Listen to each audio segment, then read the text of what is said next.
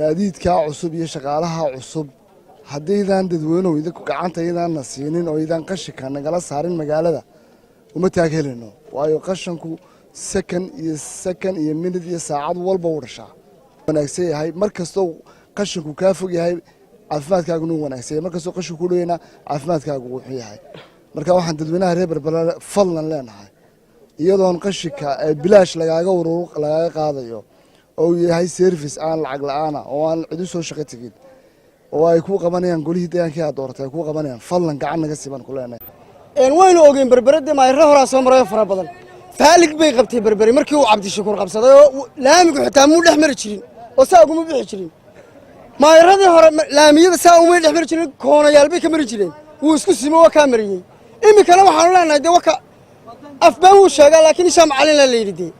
waxaan leeyahay Berbera u malayn maayo maayir la mid inuu soo mari doono horena uu soo marina waan aragnaa wanaga waxa uu marxaati furay wax qabadkiisa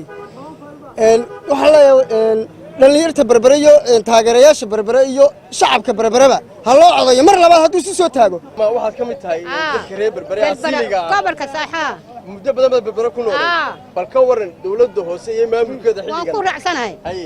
waxaad ku faraxsantahay waxaan ku raacsan farxad iyo adduunka Cabdishakuur noo qubday noo muneeyay muunada Cabdishakuur duqa Berbera uu noo fiican yahay doorka dambana waan raacsanahay bulshada dayartaa sidoo uu ilaaliyaa شو عمو إلاليا بدورنا سادو ها قولان ديانك شن سند إمكان نهايستي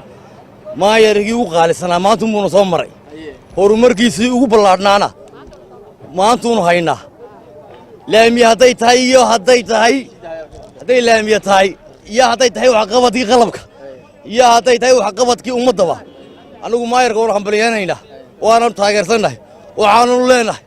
سيدا يا سكة درنبه waxaan ugu sii qabo